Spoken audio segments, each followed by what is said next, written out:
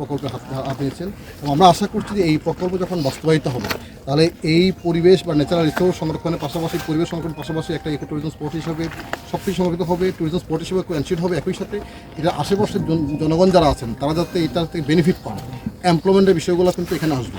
আমরা মনে করি যে এই প্রকল্প বাস্তবায়িত হলে এই এলাকার লোকজনের জন্য এবং এই টুরিস্ট স্পটের জন্য এটা অত্যন্ত একটা খুশি সংবাদ, ভালো খবর আমাদের জন্য।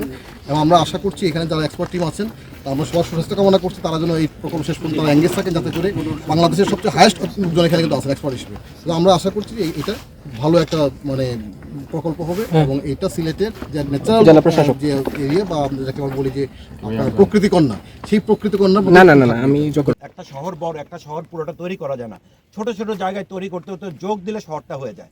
তা আমরা শুরু করবো ছোট ছোট স্পট দিয়ে, একটা সময় কানেক্টিভিটি হতে হতে দেখলেন পুরো সিলেট শহরই ডেভেলপ করলো।